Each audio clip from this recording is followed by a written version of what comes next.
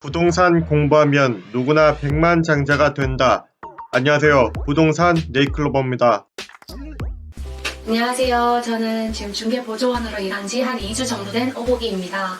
어떠신 것 같아? 제가 생각했던 것과 동일한 것도 있고 조금 다른 부분도 있는데요. 어떤 분야를 하느냐에 따라서도 중개보조원의 역할은 좀 다르다고 생각이 됩니다. 저는 지금 빌라가 많은 곳에서 일을 배우고 있습니다. 파트는 어떻게? 지금 전세, 월세를 주로 담당을 하고 있고요. 저희 같이 일하는 사무실에 상가 사무실을 하시는 분도 계시고 매매 분양을 전문으로 하시는 분도 계십니다. 월세 전세만 하고 계신 거예요? 네, 저는 지금 전월세만 배우고 있어요. 뭐 기억에 남는 손님이나 스토리 같은 게 있으신가요? 이 하루 종일 사무실에 있다 보면 많은 사람들이 오고 가는데요.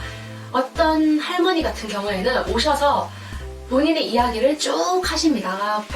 듣지도 않아요. 이야기는 듣지도 않고 일단 자기 하시고 싶은 말씀만 쭉 하시고 그리고 가버리세요. 그런 분도 계시고요. 또 어떤 분 같은 경우에는 빌라를 이제 좀 매매하고 싶으신가 봐요. 근데 부동산에 오셔가지고 확답을 받고 싶어 하시더라고요. 그래서 절대로 저희는 확답을 드리거나 여기가 반드시 100% 재개발이 된다라고 말씀을 드릴 수 없는데도 불구하고 며칠을 계속 찾아오셔서 꼭 확답 좀 해달라고 하시는 그런 좀 난해한 분들도 계시더라고요.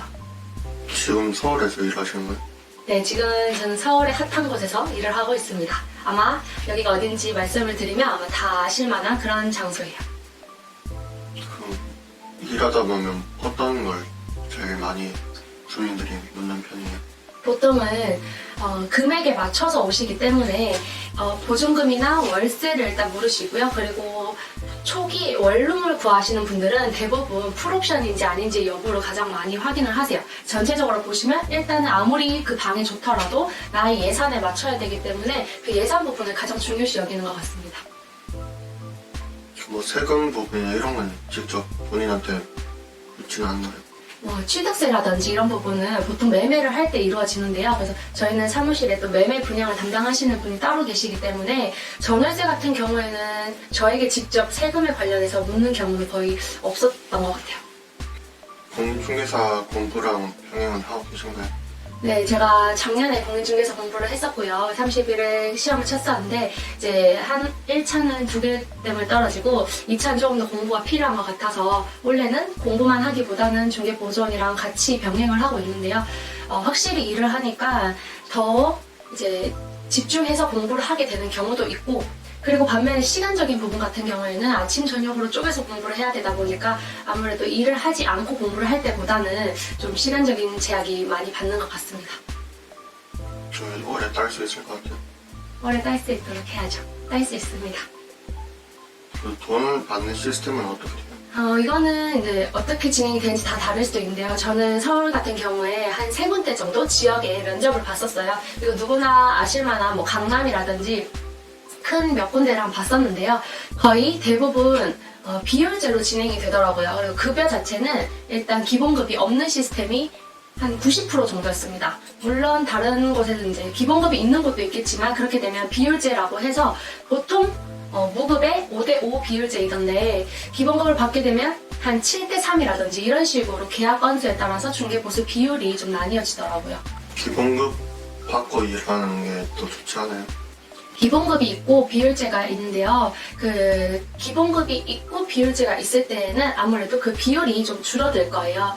그렇지만 이제 기본급이 월 있으니까 좀 더 안정적이지 않나 라고 생각을 하실 수도 있을 텐데요.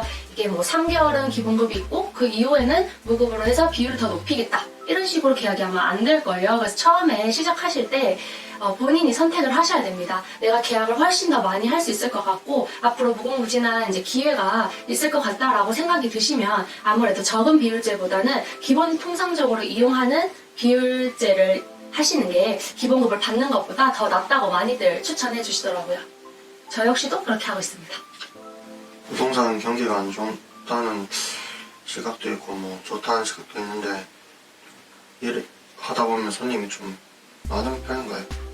네, 전체적인 경기 같은 경우에는 좀 경기가 안 좋다라고 생각을 하실 수도 있지만 제가 하고 있는 전월세 같은 경우는 누군가 일상생활에서 지내고 있는 부분이기 때문에 늘 손님은 계시고요.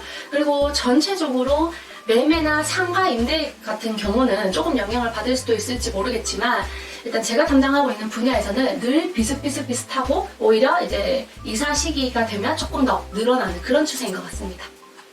이 중개보조원을 일하는데 어려움은 있나요? 아무래도 제가 자격증을 취득을 했으면 조금 더 이제 세금적인 부분이라든지 그 임차인 분들이나 임대인 분들이 질문하는 지식적인 부분에서 자신감 있게 대답을 해드릴 수 있을 텐데 아직은 좀 조심스러운 부분이 아쉽습니다. 그리고 학문적으로 그런 부분과 함께 더불어서 제가 근처에 제가 일하고자 하는 부분, 그 부분의 시세를 좀 알면 좋을 것 같아요. 전체적으로 지금 뭐 전월세 시세 경량은 어떤지 이런 걸 좀 안다면 상담을 할 때도 수월하게 진행이 될 거라 생각을 합니다. 끝으로 하고 싶은 말 있으신가요? 네, 끝으로 이제 저는 이제 2주차 된 보조원이고요. 계약이 아직까지는 이루어지지 않았어요. 그래도 포기하지 않고 계속 손님들과 이제 소통을 하면서 한번 제 손님이 되셨으면 이제 끝까지 연락을 책임지고 하는 그런 중개 보조원이 되겠습니다. 감사합니다.